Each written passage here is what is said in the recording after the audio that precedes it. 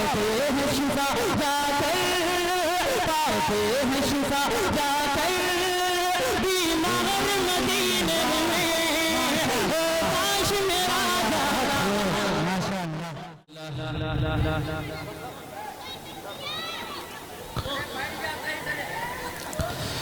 अल्हम्दुलिल्लाहि वहदा वस्सलातु वस्सलामु अला मन ला नबिय्य बअदा।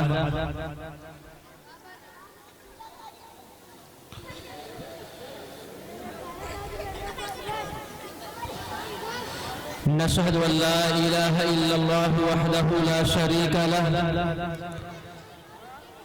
ला शरीका लहु वला वज़ीर लहु वला मुशीर लह,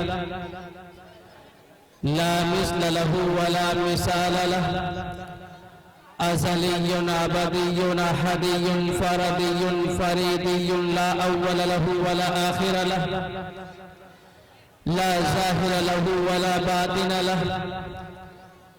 सुम्मा नशहदु अल्ला इलाहा इल्लल्लाह वहदहु ला शरीका लह, व नशहदु अन्न सय्यदना व सनदना व मौलाना मुहम्मदन अब्दुहु व रसूलुहु, सय्यदा सादातिना सय्यदा इबादातिना, शफीअना करीमना महबूबना महबूब रब्बिना, तबीबना तबीब क़ुलूबिना तबीब उयूबिना, तबीब अजसादिना तबीब अरवाहिना तबीब अजसामिना, मुर्शिदना मखदूमना क़ाइदना क़ुदवतना, आलाना औलाना मौलाना मुहम्मदन अब्दुहु व रसूलुहु। अम्मा बाद,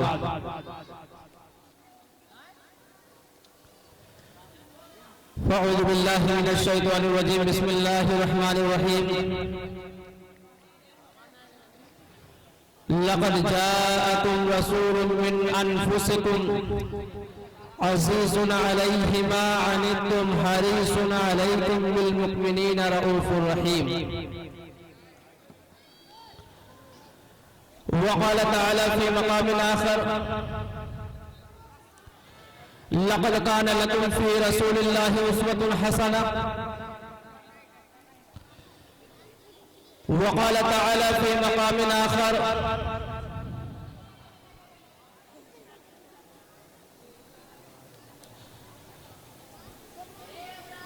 कुंतुम खैरा उम्मतिन उखरिजत लिन्नास तअमुरूना बिल मअरूफ व तनहौना अनिल मुनकर व तु'मिनूना बिल्लाह।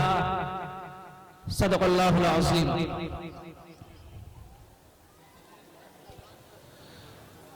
अनस रज़ियल्लाहु तआला अन्हु क़ाल क़ाल रसूलुल्लाह सल्लल्लाहु अलैहि वसल्लम, ला युमिनु अहदुकुम हत्ता अकून अहब्ब इलैहि मिन वालिदिही व वलदिही वन्नासि अजमईन।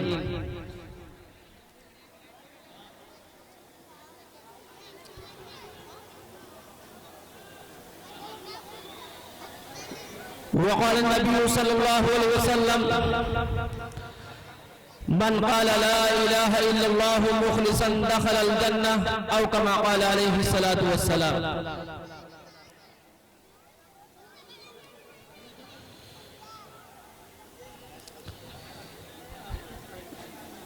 सिद्क़ दिल के साथ दुरूद शरीफ पढ़ लें।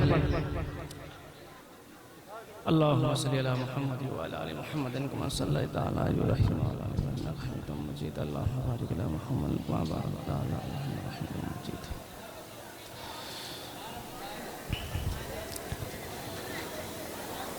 स्टेज पर तशरीफ फरमा हज़रात उलमाए किराम, हुफ़्फ़ाज़ इज़ाम व शुअराए इज़ाम,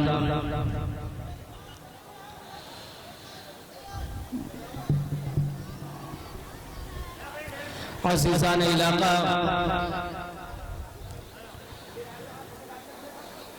और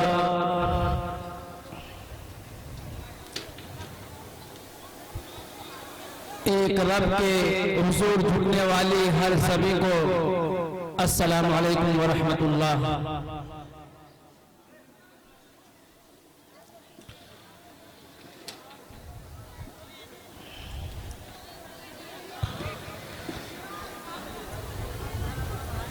मैं शुक्रगुजार हूँ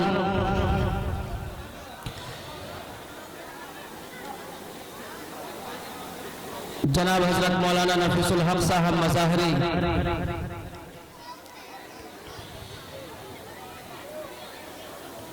जिनके बराबर करम फरमाई इस हक़र पर होती रहती है।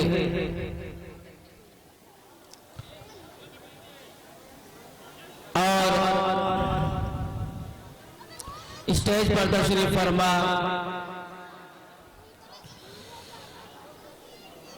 जनाब हजरत मौलाना तस्कीर आलम साहब कासमी, जनाब हजरत मौलाना मोहम्मद ज़की साहब कासमी,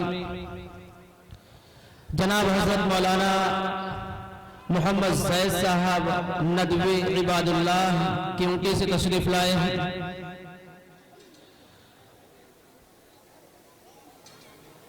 और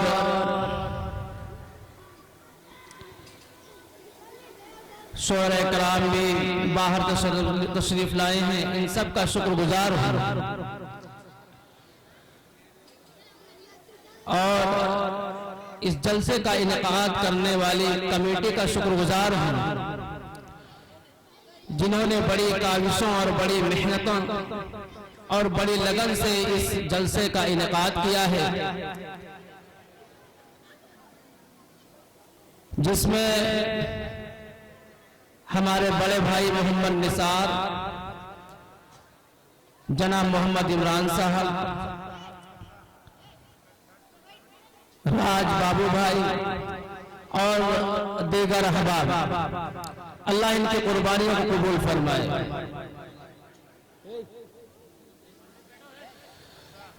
मेरे अजीज दोस्तों और बुजुर्गों,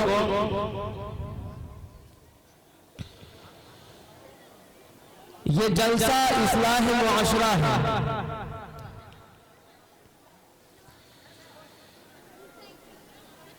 दुआ करें कि इसके मुताल्लिक चंद बातें आप हजरात के सामने अर्ज करूं, जिन बातों पर अल्लाह रब्बुल इज्जत सबसे पहले हमें और बाद में आप हजरात को अमल करने की तौफीक अता फरमाए।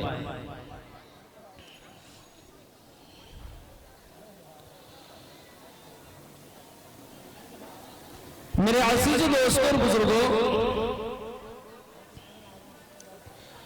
इस दुनिया के अंदर बड़े मज़ाहिब हैं, बहुत सारे अदियान हैं,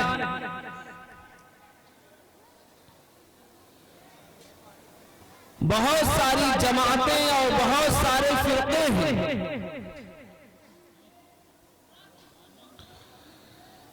और उन फिरकों के माबैन, उन मज़ाहिब के दरमियान में आपको तमाम मसलों में इख्तिलाफ मिलेगा।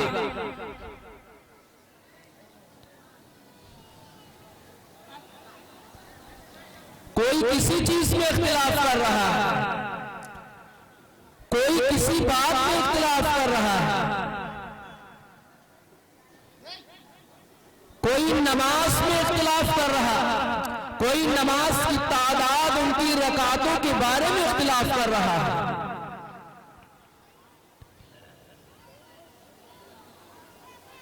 यहां तक कि आपको अल्लाह की वहदानियत में इख्तिलाफ करने वाले मिलेंगे, अल्लाह की रुबूबियत में इख्तिलाफ करने वाले मिलेंगे, आपको हुजूर की रिसालत में इख्तिलाफ करने वाले मिलेंगे, इस कायनात में वजूद पसीर तमाम चीजों में इख्तिलाफ करने वाले मिलेंगे आपको। लेकिन एक ऐसा मसला है, एक ऐसी चीज है जिसके बारे में किसी भी मजहब से ताल्लुक रखने वाला, किसी भी धर्म से ताल्लुक रखने वाला, किसी भी जमात या किसी भी फिरके से ताल्लुक रखने वाला किसी का कोई इख्तिलाफ नहीं है, वो चाहे यहूदी हो, चाहे नसरानी हो, चाहे मजूसी हो, चाहे ईसाई हो, चाहे हिंदू धर्म से ताल्लुक रखने वाला हो, चाहे मुस्लिम मजहब से मुस्लिम धर्म से ताल्लुक रखने वाला हो, शहर का हो या देहात का हो, आलिम हो या जाहिल हो, मर्द हो या औरत हो, छोटा हो या बड़ा हो, कोई भी हो, काला हो या गोरा हो, लेकिन किसी का कोई इख्तिलाफ नहीं,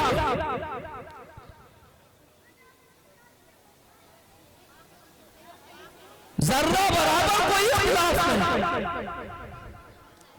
वो कौन सा मसला है, वो कौन सी बात है, वो कौन ऐसी चीज है जिसमें पूरे के पूरे और तमाम के तमाम जमातों का, तमाम के तमाम मज़ाहिब का, तमाम के तमाम मानने वाले धर्मों के लोगों का कोई इख्तिलाफ नहीं। वो है मेरे अजीजों मौत।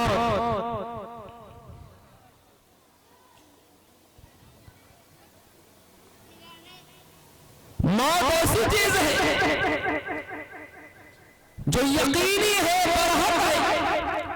मौत ऐसी चीज है जो हमारी और आपकी तमाम लज्जतों को भुला देने वाली, तमाम की तमाम लज्जतों को खत्म कर देने वाली, तमाम के तमाम मसाइल को, तमाम की तमाम परेशानियों और मुसीबतों को एक लम्हे में खत्म करके दूसरी दुनिया में, दूसरे मकान में ले जाने वाली है। और मौत कैसी है, अल्लाह के रसूल अलैहिस्सलाम ने एक मर्तबा सहाबा-ए-किराम तशरीफ फरमा थे, सहाबा से पूछा, ऐ सहाबा ये बताओ कि तुम लोग मौत को कैसा पाते हो, मौत के बारे में क्या तसव्वुर करते हो, क्या जानते हो? सहाबा ने कहा, या रसूलल्लाह, मैं जब 4 रकात नमाज के लिए वुजू करता हूं तो मुझे पता भी नहीं होता है, मुझे मालूम भी नहीं कि मैं 4 रकात वो नमाज अदा कर पाऊंगा कि नहीं अदा कर पाऊंगा। एक दूसरे सहाबी ने कहा, या रसूलल्लाह, जब मैं 4 रकात की नियत बांधता हूं तो मुझे पता नहीं कि मैं 4 रकात पूरी कर पाऊंगा कि नहीं कर पाऊंगा। हुजूर ने फरमाया, ऐ सहाबा, तुम मौत को तो ऐसा पाते हो, लेकिन मेरा तो ये गुमान है, मेरा तो ये ख्याल है कि जब मैं एक तरफ सलाम फेरता हूं तो दूसरी तरफ पता नहीं होता है कि मैं सलाम भी फेर पाऊंगा कि नहीं फेर पाऊंगा।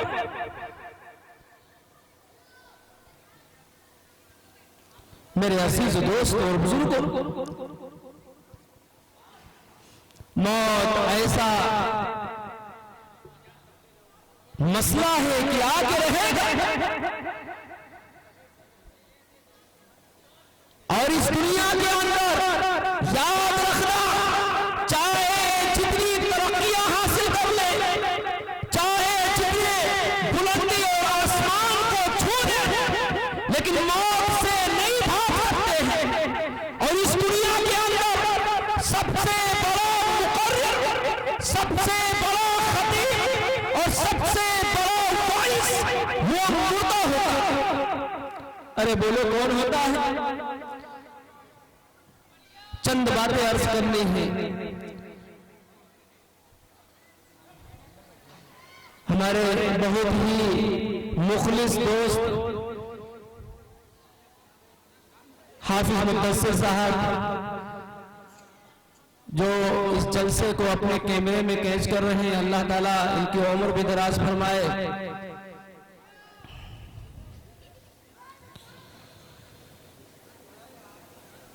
तो मैंने अर्ज ये किया कि इस दुनिया के अंदर याद रखना हमारी बात को कि इस दुनिया के अंदर सबसे बड़ा वाइस, सबसे बड़ा मुकर्रिर, सबसे बड़ा खतीब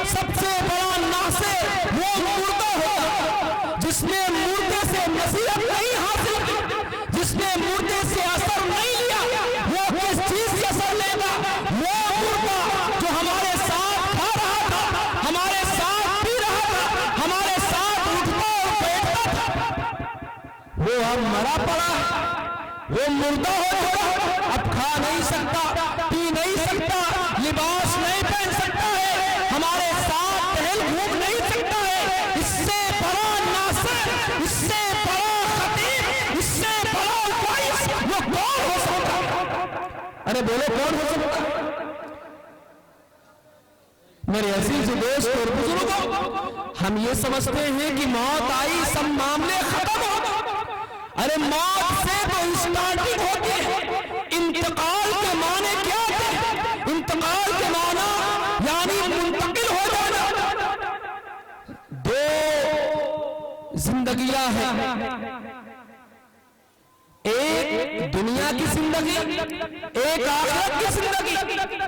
दुनिया की जिंदगी खत्म होती है मौत पर और आखिरत की जिंदगी शुरू होती है मौत।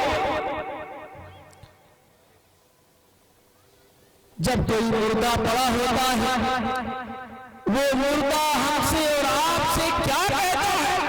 वो हम और आप सुन नहीं रहे, हम और आप समझ नहीं रहे, लेकिन वो मुर्दा कहता है।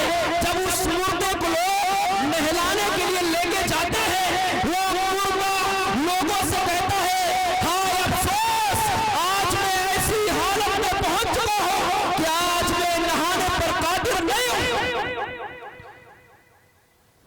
जब उस मुर्दे को लोग नहला करके कफन पहनाते हैं, वो मुर्दा फिर अफसोस से कहता है, हाय अफसोस, हाय अफसोस कि आज मैं ऐसी हालत में बहुत बड़ा हूं कि आज मैं खुद कपड़े नहीं पहन सकता अपने हाथों से।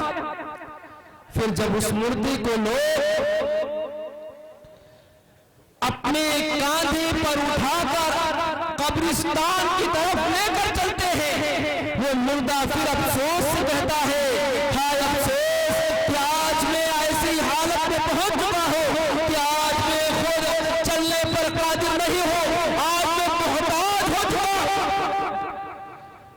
फिर जब उस मुर्दे को लोग कब्रिस्तान लेकर पहुंचते हैं और कब्र में दाखिल करने लगते हैं, तो मुर्दा बड़े निहायत ही अजीब और गरीब अंदाज में वास कहता है, अजीब और गरीब अंदाज में लोगों को पुकारता है। अगर वो मुर्दा किसी का बाप होता है, वो कहता है, क्योंकि बाप को उतारने वाली औलादें हैं, उसके रिश्तेदार, उसके सगे हैं, वो अपने बेटे से कहता है, बेटा मुझे इस अंधेरे कोठरी में छोड़ के न जाओ, बेटा मुझे इस कब्र के गड्ढे में छोड़ के न जाओ। यहाँ तो ना तो खाने का इंतजाम है, यहाँ ना तो पीने का इंतजाम है, यहाँ ना तो लाइट का इंतजाम है, यहाँ पर तो गद्दे भी नहीं, बिछोने भी नहीं, यहाँ तो अंधेरा है, लाइट का कोई इंतजाम नहीं। बेटा मुझे यहाँ पर छोड़ कर न जाओ, मुझे बड़ा डर लग रहा है। और अगर वो किसी की माँ होती है, वो माँ कहती है, बेटा मैं तुम्हारी माँ हूं, मैं तुम्हारी वो माँ हूं, मैंने तुमको पाल पोस के इतना बड़ा किया है, मैं वो माँ हूं। सर्दी का मौसम हुआ करता था, बेटा मैं तुमको अपने सीने से लगा लेती थी, लेकिन मैं तुमको खुद पेशाब में सोती थी, लेकिन कभी तुमको गीले पे नहीं सुनाई। मैंने तुम्हारे लिए खाने का इंतजाम किया, तुम्हारे खाने को पकाती थी। बेटा मैं तुम्हारी माँ हूं, वो माँ हूं कि तुमको अपने 9 माह अपने पेट में पाला है। ए मेरे बच्चे, मुझ पर रहम कर, मुझे यहाँ छोड़कर न जा, मुझे यहाँ छोड़कर न जा।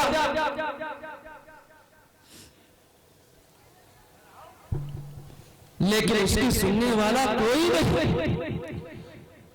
कोई नहीं उसकी आवाज को सुन रहा। बेटा भी मां को दफन कर रहा है।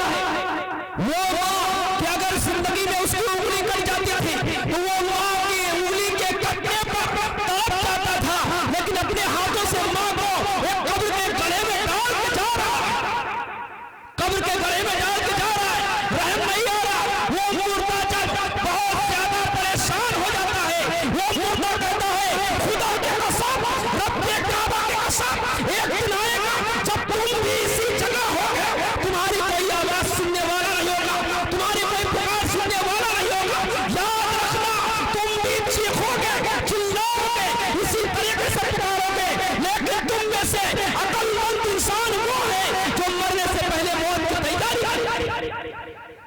जो मरने से पहले मौत की तैयारी करे, जो अपने अल्लाह को राज़ी कर ले, जो अपने अल्लाह को मना ले। ये 60 साल 70 साल की जिंदगी अल्लाह ने खेल कूद के लिए नहीं दी।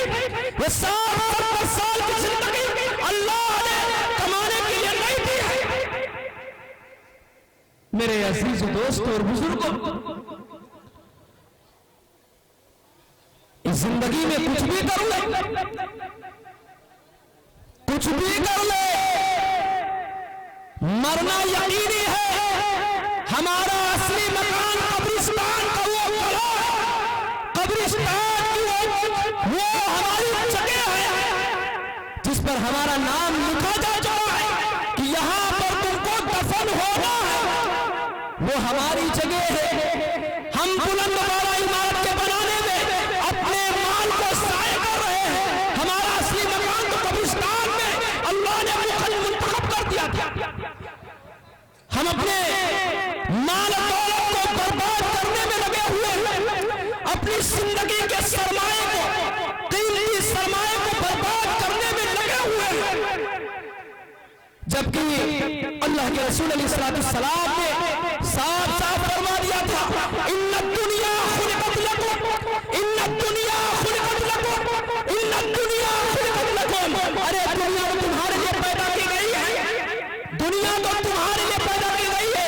वो खुलिकतुम लिल आखिरह, तुमको तो आखिरत के लिए बनाया। अरे बोलो किसके लिए बनाया? दुनिया के पीछे जितना भागेंगे दुनिया उतने ही हमको दौड़ाएगी। मिसाल से ये समझिए, जो साया होता है इंसान, वो आदमी भाग रहा तो साया भी उसके पीछे पीछे जा रहा, और जब वो साये की तरफ भागेगा तो साया उसके आगे आगे भाग रहा होगा। ऐसे ही दुनिया का मामला, दुनिया के पीछे जितना भागेंगे दुनिया उतनी ही आगे आगे भागती चली जाएगी, और दुनिया से जितना भागेंगे वो दुनिया उतनी हमारी तरफ भागती चली जाएगी। तो दुनिया को अल्लाह ने हमारे लिए पैदा किया। हमने तो यह समझ लिया कि हम दुनिया के लिए पैदा किए गए हैं। अरे जहांगीराबाद के वासियों को कान खोल के सुन लो कि दुनिया को अल्लाह ने हमारे लिए पैदा किया है, और खुदा के कसम क़यामत तक आने वाले तमाम इंसानों की अल्लाह ने रोज़ी उसके मुक़द्दर की। उसके पैदा करने से पहले, आदम के पैदा करने से पहले 50,000 साल पहले ही लिख दी थी। कितने साल? 50,000 साल पहले ही अल्लाह ने दुनिया को और दुनिया की रोशनी को, दुनिया की जिंदगी को, तमाम चीजों को अल्लाह ने लिख दिया। हम और आप बहुत कमाते हैं, बहुत कमाते, लेकिन क्या कहते हैं पता नहीं चल रहा कहां जा रहा। याद रखना मेरे अजीज दोस्तों और बुजुर्गों, दुनिया मुकद्दर से है और आखिरत वो हमारी मेहनत पे है। अगर दुनिया मेहनत से हो, दुनिया अगर मेहनत से होती तो एक मजदूरी करने वाला उसके पास ज्यादा दुनिया होती। लेकिन क्या पता चला, सुबह से शाम तक ये मेहनत कर रहा, कोई लकड़ियां लाद रहा, कोई ईंट उठाने का काम कर रहा, कोई बड़ी बड़ी मेहनतें कर रहा, लेकिन मुख्तसर दुनिया चंद रुपये, चंद कौड़ियां उसको हासिल हो रहा है। अरे वो आदमी जो कुर्सी पर बैठ करके कलम चला रहा, अल्लाह उसको बहुत दुनिया दे रहा है। या बहुत लोग ये कहते हैं, अरे अगर दिमाग से काम न करते तो ऐसा ना हो, हमने तो दिमाग से काम किया इसलिए ऐसा हुआ। अगर अकल न लड़ाते, दिमाग न लड़ाते तो ये कुछ भी ना होता। मेरे अजीज दोस्तों बुजुर्गों, आमन्तु बिल्लाहि व मलाइकतिही व कुतुबिही व रुसुलिही वल यौमिल आखिर वल बअद खैरिही व शर्रिही मिनल्लाहि तआला वल बास बादल मौत। कि अच्छी और बुरी तकदीर पर हम ईमान ला चुके हैं।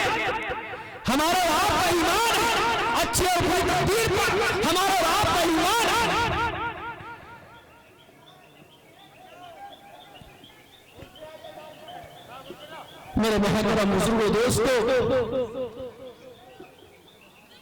इसलिए दुनिया के पीछे भागकर हम अपनी जिंदगी खराब न करें।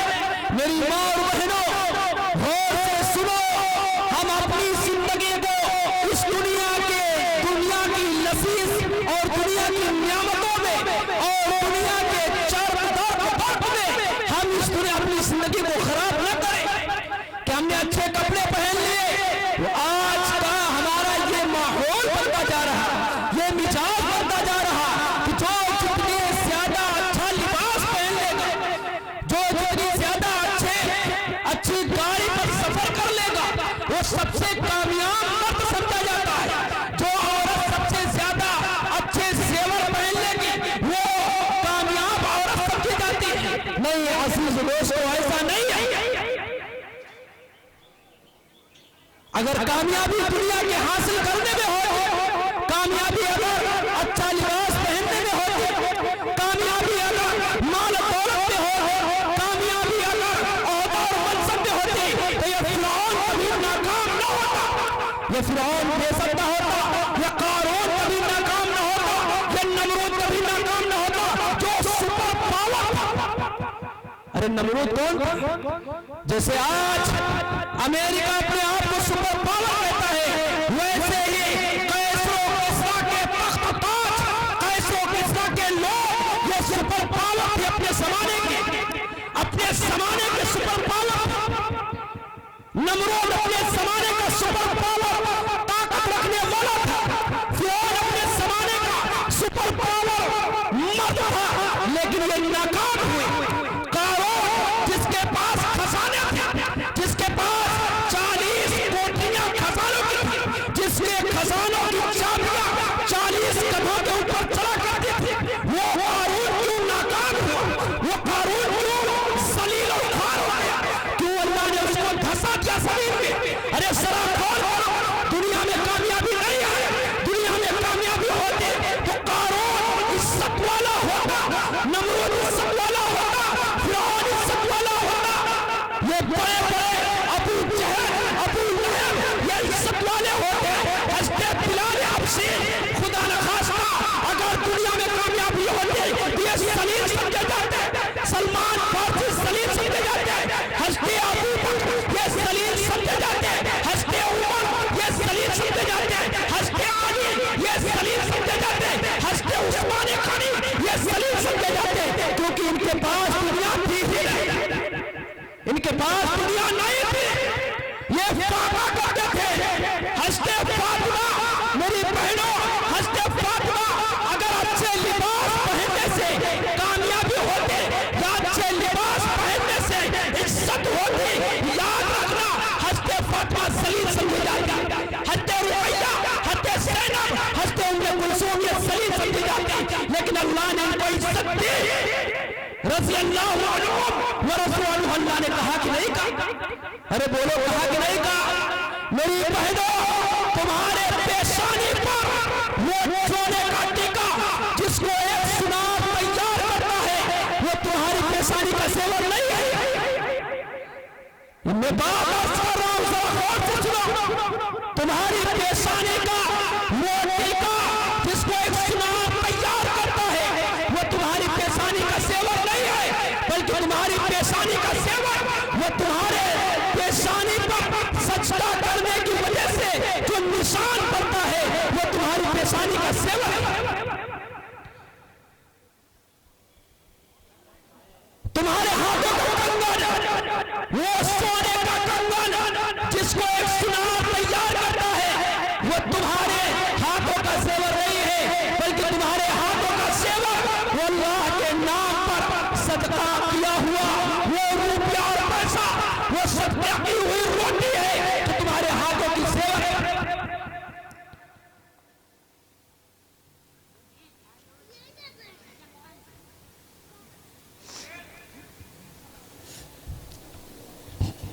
मेरी बहनों, तुम्हारे पैरों का पासेब जिसको एक सुनार तैयार करता है, तुम्हारे पासेब जिसको एक सुनार तैयार करता है, वो तुम्हारे पैरों का सेवर नहीं है, वो तुम्हारे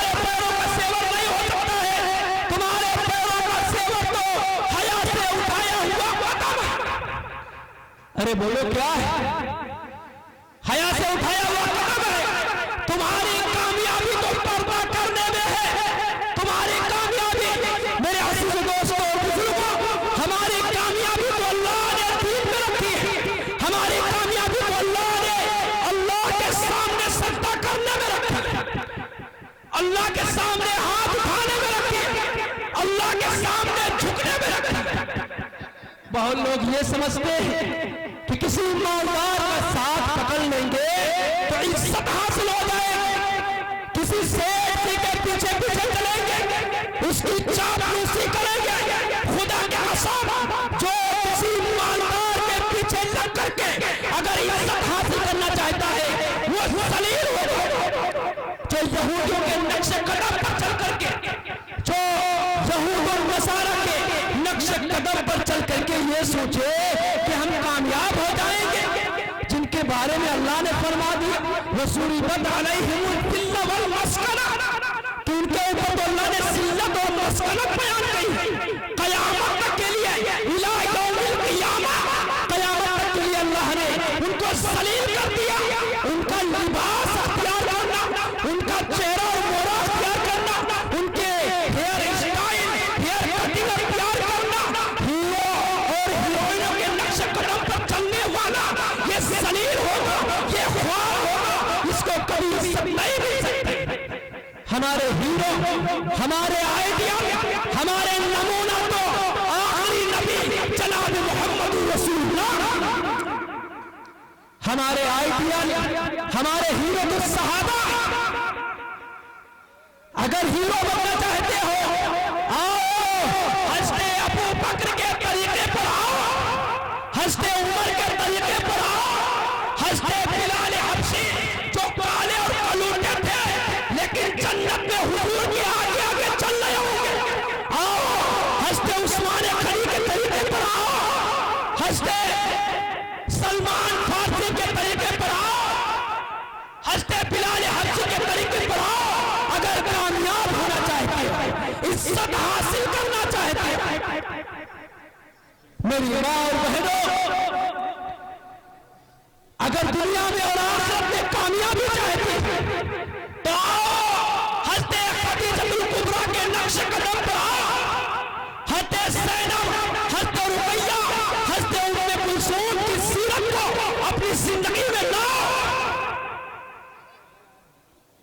जिनके जिस्म के ऊपर वो हज़रत फातिमा जो सैयदुल कौनैन, जिनके बारे जिनके लिए अल्लाह ने इस कायनात को वजूद बख्शा, जिनके लिए अल्लाह ने इस कायनात को वजूद बख्शा, शम्स व कमर बनाए, शजर व हजर बनाए, जमीन व आसमान को अल्लाह ने वजूद बख्शा, जिनके लिए अल्लाह ने 1,24,000 नबियों को भेज दिया, जिनके लिए अल्लाह ने पहाड़ों को, जमीनों को, समंदरों को बनाया, जिनके लिए अल्लाह ने हज़रत इब्राहिम जैसे जलील कद्र पैगंबर को पहले ही भेज दिया, जिनके लिए अल्लाह ने कलीमुल्लाह जैसे हज़रत मूसा अलैहिस्सलाम को अल्लाह ने पहले ही भेज दिया।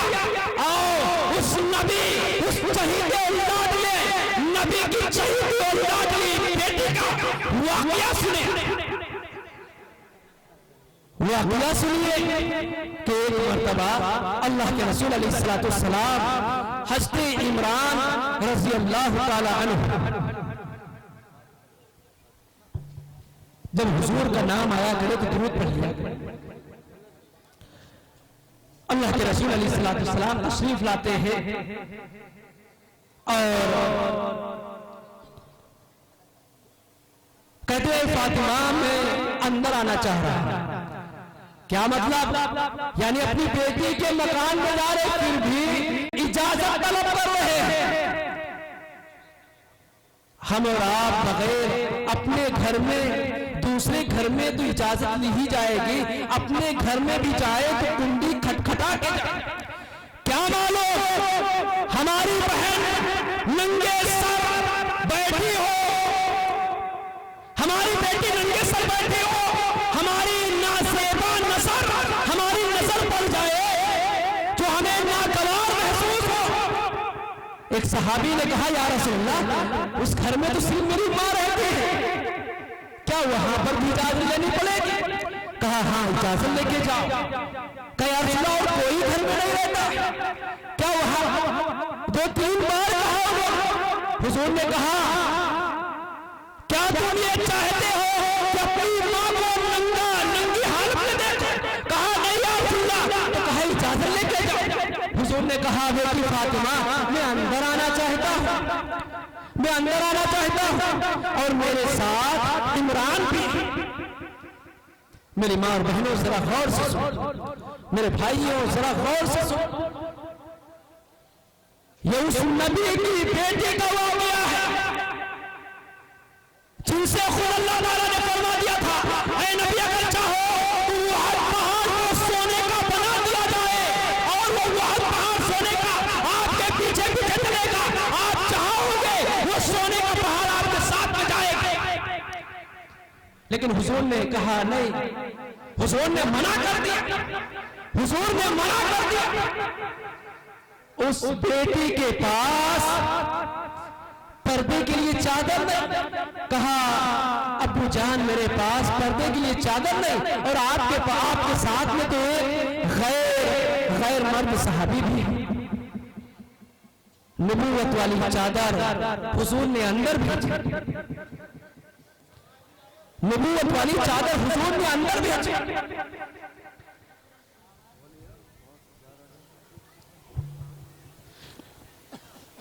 कहा बेटी इस चादर से पर्दा कर लो।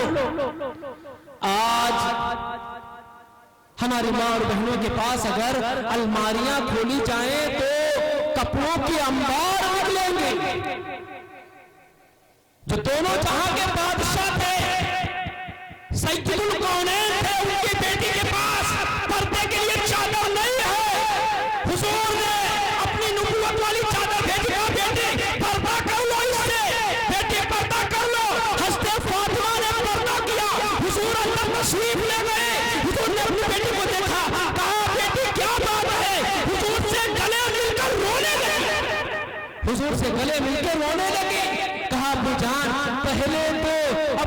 पहले तो सिर्फ फाका था, पहले तो गरीबी ने कमर तोड़ रखा था, पहले तो खाने को नहीं मिलता था। अब्बू जान अब तो बीमारी ने भी कमर तोड़ रखी है। ये कौन कह रहा है? ये शेर खुदा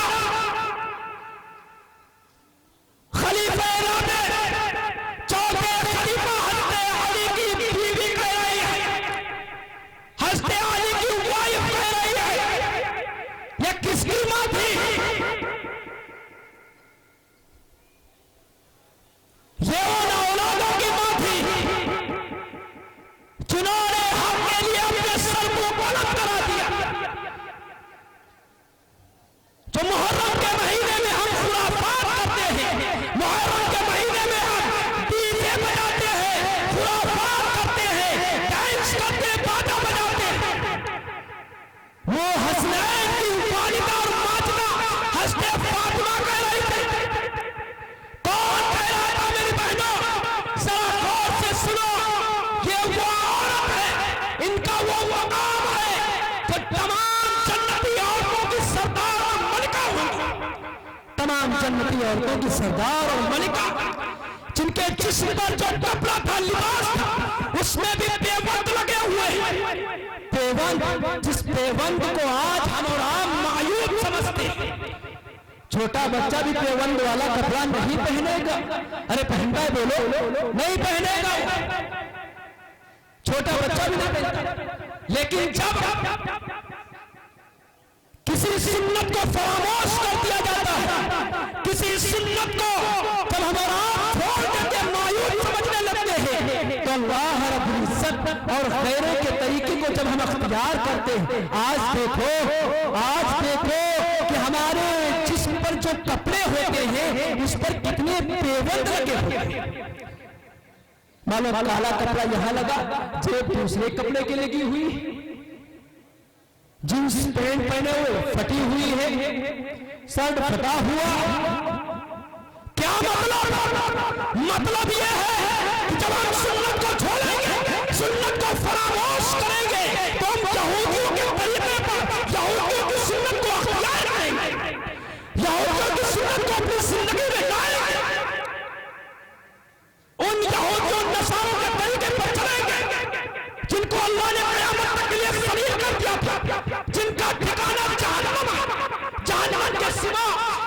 लिए दर्दनाक आसार अल्लाह ने जहन्नम में तैयार रखा है, उनके नक्शे कदम पर चलेंगे। अरे मेरे अजीज दोस्तों बुजुर्गों, बाल कैसे रखते हैं फुला हीरो की तरह।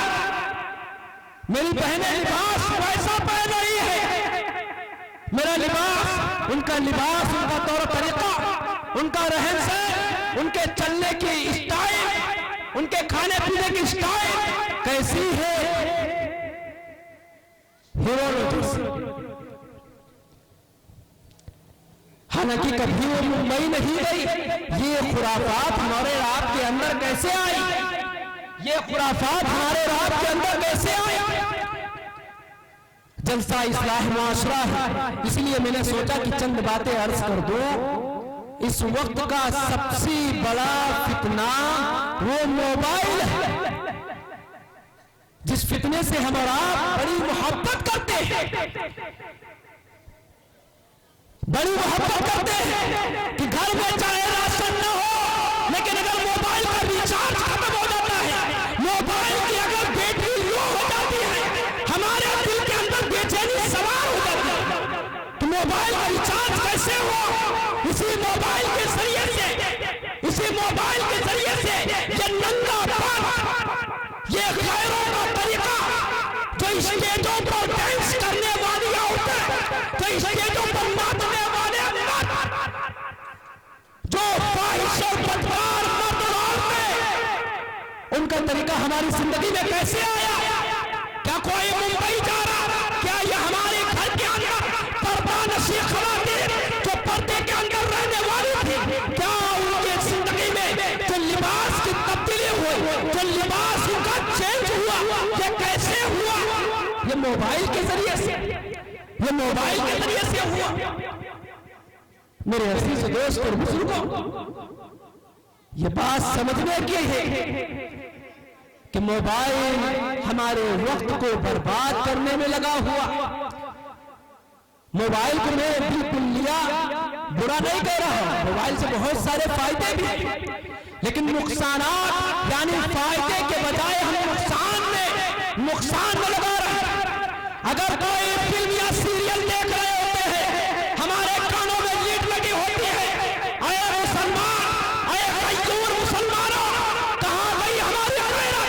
कि अगर आसान होती है मस्जिद के मनारों से, मस्जिद के फिजाओं से और मस्जिद के गुंबदों से, मस्जिद के मनार से अगर आसान की आवाज आती है, हम ये गवाह नहीं करते हैं कि हमारे कानों से वो लीड निकल जाए, हमारे कानों से वो लीड निकल जाए, जबकि जिन कानों के अंदर ये गाने और बजाने की आवाजें जाती है, कयामत के दिन इन कानों के अंदर शीशा पिघला के डाला जाएगा, इन कानों के अंदर शीशा पिघला के डाला जाएगा। हम अज़ान को गौर से नहीं सुनते हैं, हम अज़ान को गौर से नहीं सुनते हैं, हम दीन की बात को गौर से नहीं सुनते हैं, हम उलमा का एहतराम और इज्जत अपने दिलों से निकाले घूम रहे हैं और गैरों की इज्जत और उन हीरो और हीरोइनों का तरीका, उनका एहतराम अपने दिल के अंदर बिठाया हुआ है और उनको दुनिया का बड़ा कामयाब तरीन मर्द कामयाबी देखनी है। आओ इन उलमा के कदमों में आओ, इज्जत देखनी है, आओ इन उलमा के पास आओ, औलिया अल्लाह के पास आओ, बुजुर्गाने दीन के पास आओ, जिनकी जूती सीधे करने के लिए एक बड़े से बड़ा होम मिनिस्टर, बड़े से बड़ा अधिकारी, जज और पुलिस और डॉक्टर जिनकी जूतियां सीधे करते हैं, इज्जत ऐसी मिलेगी। इज्जत ये है, अरे इज्जत के काम में लगोगे इज्जत मिलेगी, जिल्लत के काम में लगोगे तो जलील हो जाओ, जिल्लत के काम में लगोगे तो जलील हो जाओ। मेरे अजीज दोस्तों बुजुर्गों, वक्त बहुत है, हजरत वाला भी तशरीफ फरमा है, इन्हीं का खुसूसी बयान है। हजरत मौलाना सलमान साहब मज़ाहरी जो लकीमपुर से तशरीफ लाए हैं और इनके साथ में हजरत मौलाना सज्जाद आजम साहब शायर इस्लाम वो भी तशरीफ लाए। असल बयान तो हजरत का होला, मैं आप हज़रात के सामने ये मुख्तसर बात हमने रखी है। अल्लाह ताला इन बातों पर सबसे पहले हमें और बाद में आप हज़रात को अमल करने की तौफीक अता फरमाए। फिर मैं शुक्रगुजार हूँ इस मजलिस, इस जलसे का इनेकाद करने वाली कमेटी का और आप हज़रात का कि इस ठंडक में बैठे हुए हैं। जब तक कि ये जलसा इख्तिताम पजीर न हो जाए तब तक आप हजरात बिल्कुल जिस तरीके से बैठे हुए ऐसे ही बैठे रहे, ऐसे ही बैठे रहे। इस जलसे के इनेकाद में बड़ी मेहनतें, बड़ी काविशें हुई हैं, आप हजरात ऐसे बैठे रहे। अल्लाह आपकी कुर्बानियों को कबूल फरमाए। व आखिर दावाना अनिल हम्दुलिल्लाहि रब्बिल आलमीन।